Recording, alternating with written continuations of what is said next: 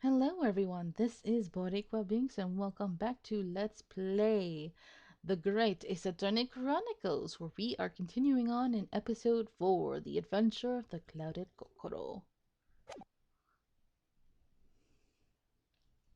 Alright, we're back at the scene of the crime. Time to bribe Gregson.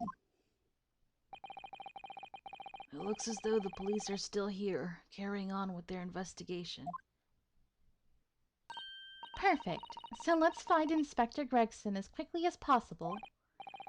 Yes, and let's see if he'll take a break from his chips to look at that silver tip Iris gave us for him. Hello, sir. May I converse with you? Nope, I just have to bribe you. Alright. Gregson! Well, we haven't looked at that. Let's examine this first. Briar Road, near Sham Street, Calabash Road. So he must live near Calabash then, for that to be labeled. He probably lives around here then. Alright. Iris's postcard. 221B Baker Street. Baker Street. So the gentleman in black, whatever he wants to know, I trust that won't be a problem. Iris Watson. Mrs. Watson. Alright. It's a cute little note. Let's present this. Inspector Gregson, do you have a moment? I'm sorry to say I don't. I'm a very busy man. Much too busy to talk to a pair of foreign gadabouts, that's for sure. We have these for you. A present from Miss Iris Watson. What? For me? From her ladyship? Oh, her ladyship. What? Because she's feeding you with her food? With the money, I mean? Her ladyship? Give that here, at once. Come on, hand it over. That's for me. Don't wait for me to give it to you, will you? He's desperate for the money. What was that coin exactly? It's a silver crown, obviously, but it's a lot more than that. Well, it's an appearance fee, that's what it is. An appearance fee? Oh, I see. You mean... That's right, for the adventures of Sherlock Holmes. Her ladyship always offers me a little financial reward for featuring me, every time. That's why he respects her. Yes, of course. I know all about your exploits, Inspector. I read them avidly. Of course, her using my name without my say-so does make me the butt of a lot of unpleasant jokes, but still. I am sorry, Inspector. That must be difficult for you. Never you mind that. So, what do you want to know then, eh? Sorry? Tell the gentleman in black whatever he wants to know. I trust that won't be a problem, it says. Well, obviously it's not a problem. Go on, fire away. What do you want to know? Well, if you wouldn't mind, Inspector. We'd very much like to know the address of Mr. Natsume's lodgings. Ah, the little knife-wielding, mustached Japanese fellow. He lives in a right-old hovel. It's just over there, look. That one? Oh, I was wondering why we talked so much about what horrible shape that building was in. On the first floor of that house on the corner, where that wreck of a bicycle's propped up. That is nearby, indeed. If I remember rightly, the landlord is a Mr. John Garadeb. Right, well, if you see her again, make sure you give her ladyship my regards, you hear?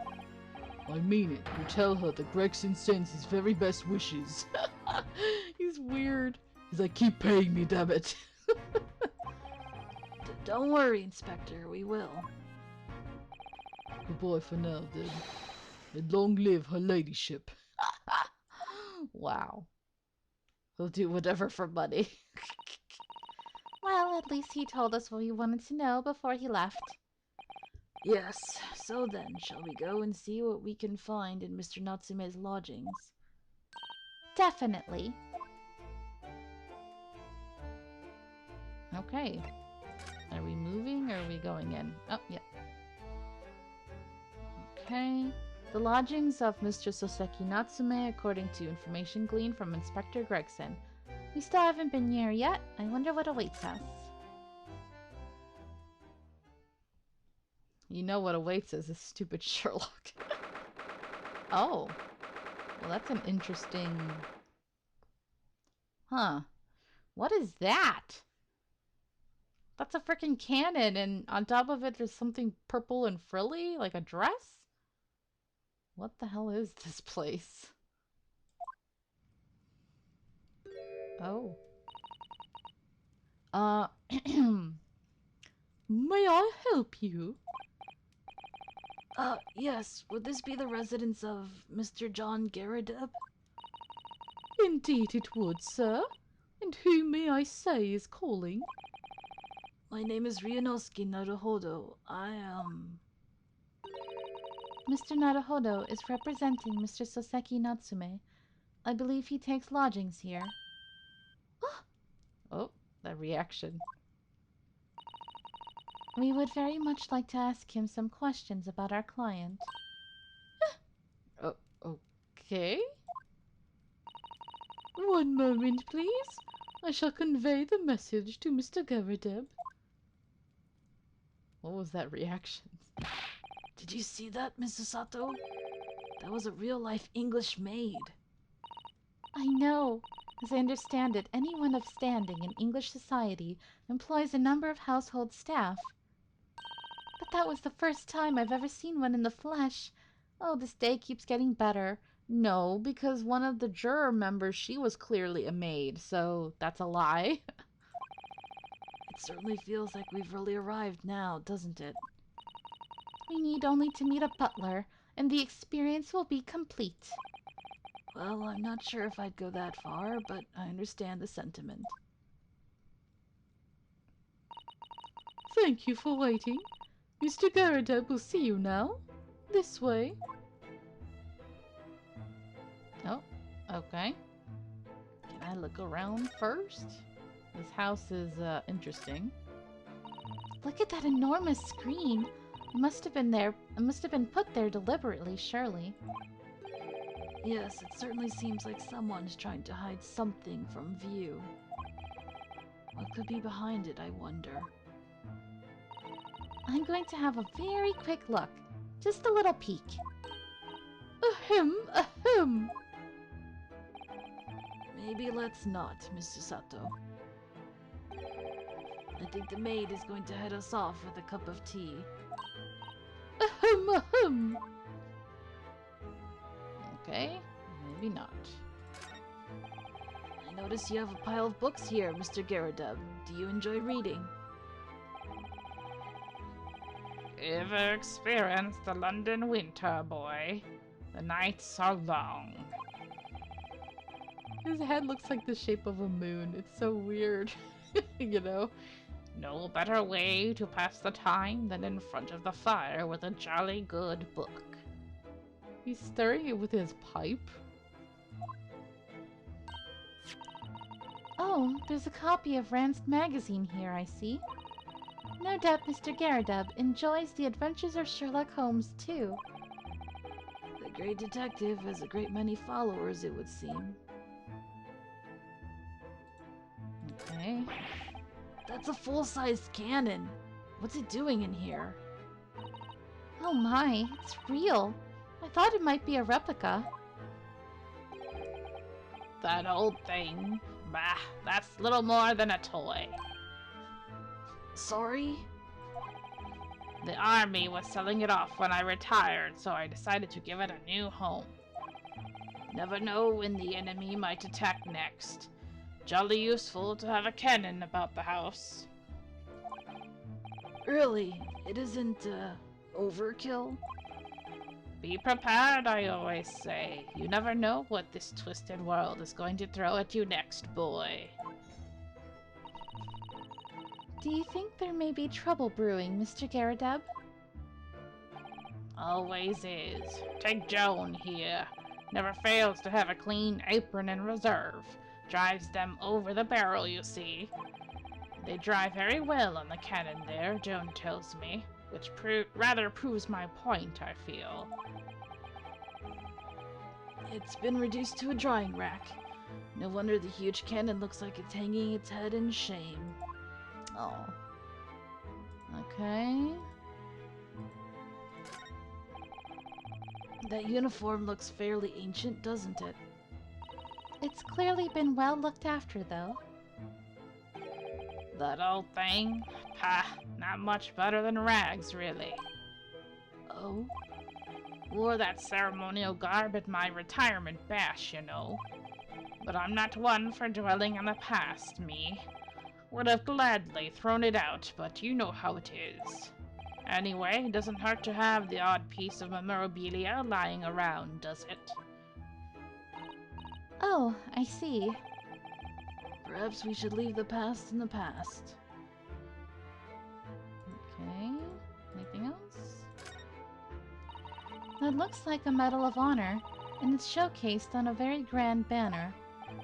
Yes, it's displayed with some pride, I would say, although it bothers me that it's not straight. What? That old thing? Sorry? I should be glad to see the back of it, but the general would turn in his grave if I disposed of it. The wall's the best place for it, keeps the bally thing out of my way. So it's just been polished to shine by accident, I suppose. There appears to be an inscription on the medal itself. Look. Let me see. It says, "For distinguished participation." Sounds like the kind of honors even I could be in line for. Well, one doesn't like to blow one's own trumpet, but I was given that for my time in the army. Can't measure an officer by the number of medals to his name, of course. Common knowledge in military circles. Sure. Sure, bro. Sure. That portrait of Mr. Garrideb is glaring at me, I swear. Have you noticed that all the little frames contain photographic prints of Mr. Garrideb as well? Wow, full of yourself, are you? Yes, and there seems to be a statue of a lion on the mantelpiece as well. Ah, yes, seemed to come back from the local pawnbroker with that little trinket. Seem to come back? What do you mean? The chap who runs the place is a bally wizard. Went in to sell him something and came out with that thing. In point of fact, now I think about it, I rather often find myself leaving the place with something I don't need. The lion ornament certainly does seem surplus to requirements. Sato-san doesn't pull her punches, or her throws for that matter. Okay. Let's... Oh, I thought that was important. Let's see. Anything else? What the hell is all this? Look at all this crockery and display here. It's rather unusual, isn't it? Oh my, a genuine London dresser. Isn't it delightful? Although the shelves seem to be broken, and the crockery is... Oh dear, it's in pieces. It really is. The word cracked wouldn't do that chinaware justice. Ah, I wonder. Perhaps the cannon was fired at it. Yes, probably something like that, but let's not delve too deeply here. What the frick? Oh, look! What a wonderful collection of cakes lined up on that gleaming silver cake stand. Lined up, it looks more like someone has half demolished them to me. Afternoon tea is a time of indulgence, you know. It is quite the English way. It is Mr. Garrideb's custom to have 2 cakes with his tea. That sounds delightful. Oh, wait a minute though. There are at least 10 cakes on this cake stand. Damn. Well, naturally, it would never do to waste the leftovers. So whatever Mr. Garrideb doesn't eat, I say to myself, Joan, you shall have to tidy up. How magnanimous of you. Uh-huh. I see. This old candle holder looks a little out of place here, wouldn't you say? Yes, you're right. It's clearly supposed to be gold, but it's almost completely black for some reason. That old thing, yes. Just a cheap piece of ironmongery. Gimcrack, really. Oh, Used it when I was studying, don't you know, for my commission. And I know it's old, and hardly worth hanging on to, really, but, well, still has its uses sometimes. Of course. does everything in this room have some elaborate story behind it? They're memories, Mr. Naruhodo. Memories. Okay. Well, I guess that's all we need to examine then. Let's chat with this man. Oh, I guess we have to examine him. Good day to you. John Gerideb at your service. Pleased to meet you, sir. This is Ryunosuke Naruhodo. He's a defense lawyer. Do excuse me not getting up. Took a shot to the knee a few years back in the Battle of Maiwan, don't you know? Earned a medal for my pains, but had to withdraw from service. Handed over the reins to the up-and-comings. So he's a retired soldier. It's a hell of a job getting up and down stairs now, I can tell you. Don't get out much, as you can imagine. Yes, it's quite a climb up here to the second floor, isn't it? I was panting at the top of the stairs. You really must take more exercise, Mr. Naruhodo. Ugh, do you think so? Well, Mr. Gerideb, no doubt you were very courageous to earn yourself a medal. Oh, it was nothing. The medal's just a folder roll, really. Wouldn't like to offend the general, though, so I grudgingly displayed it on the wall. Uh-huh. Why don't you fetch it down, Joan? Let these good people see it properly. Joan, fetch the... Ah! Dash it all, woman, be careful! Oh, dearie me. I do beg your pardon, sir. Huh, you jolly nearly took the skin off my hands. I shall be more careful, sir. So anyway, there you have it. Living the quiet life now. She didn't want to go fetch it, that's all. Yes, I see. Now then, I hear you want to know about the chap lodging downstairs, is that right? Yes, we would be very grateful if you could answer some questions for us. Only two, please, naturally. Especially if it helps to keep the peace here in Blighty. We forged an alliance with the Empire of Japan recently, as I'm sure you're aware. So in this case is very much in the public eye, as it were. Oh, is it? Even had some famous detective poking around, you know, in this old house, would you believe? Yes, Mr. Sherlock Holmes. Huh. Could have been. Didn't catch the chap's name. Not really my cup of tea, all that detective business. Oh, but you have a copy of Ransk magazine here, so... Uh-huh. No. Anyway, the chap's investigating the foreigner's room as we speak. So he's in Soseki-san's room. It's a ballsy nuisance is what it is. The whole neighborhood's touching its curtains now. I don't like all this fuss. It's jolly unsettling. Okay. About Mr. Natsume then, Mr. Gerideb. Please do tell us. Ah, yes, the Japanese chap. Only been lodging here for a week. Oh, just 1 week? So he moved in very recently then. I have two lodgers most of the time, one on the ground floor and one just below us. The first floor room became available a week ago. You see, there have been... Ah! Dash it all, Joan! Do be careful! What the hell's wrong with her? She trying to shut him up? Oh, my goodness, I'm terribly sorry, sir. Why didn't you fire her? if you want to know my opinion, I thought he was a shady sort from the moment I set eyes on him. Oh, why?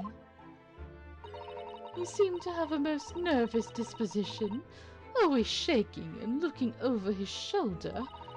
The man had shady written across his sweat-soaked brow, if you ask me. I said to myself, Joan, that man is trouble. Sooner or later he's going to do something untoward. And I'm rarely wrong about anything. We won't be calling this maid as a witness, that's for sure. She'll probably be up there anyway. Was there anything else? Oh, sorry. Was there anything else that struck you as suspicious about the man at all? Ah! She lit up. Yes, oh yes, indeed, there was. And she's dying to tell us.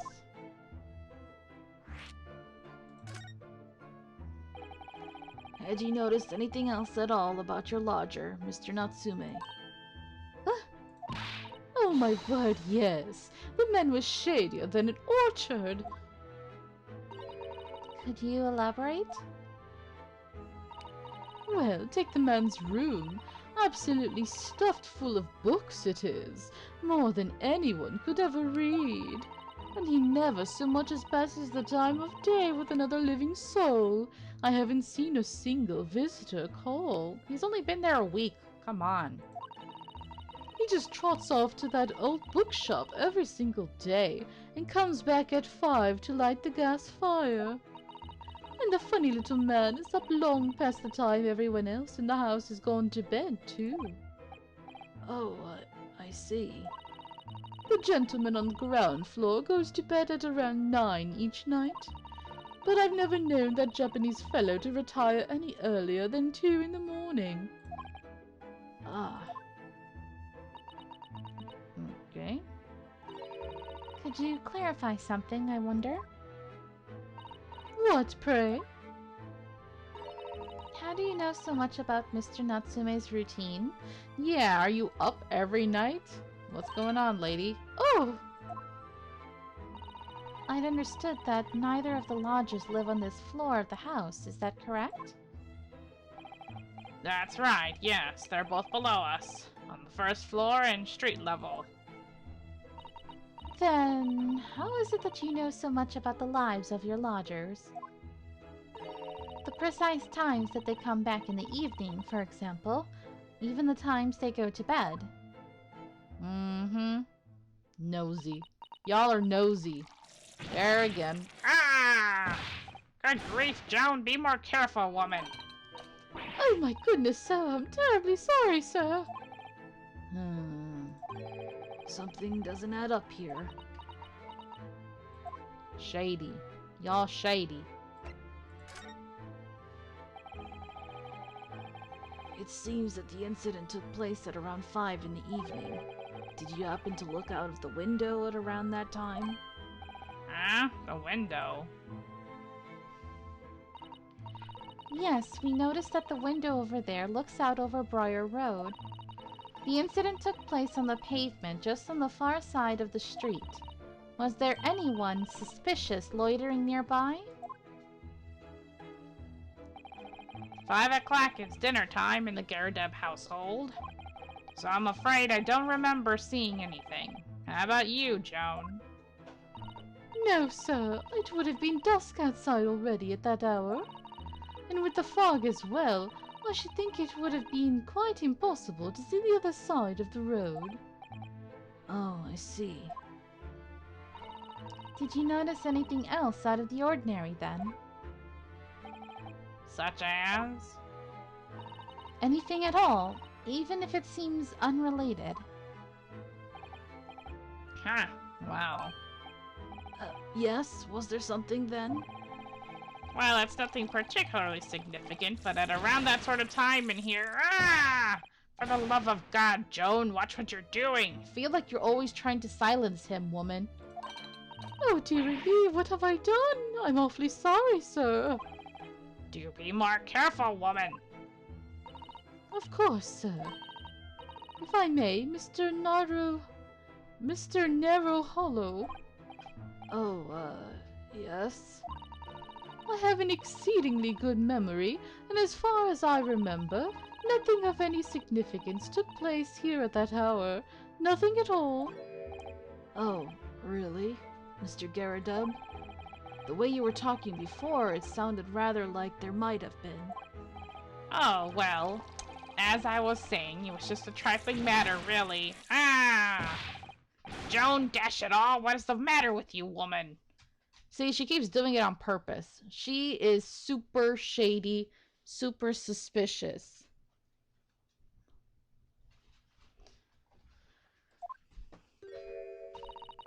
Begging your pardon, sir. Nothing happened. Uh-huh.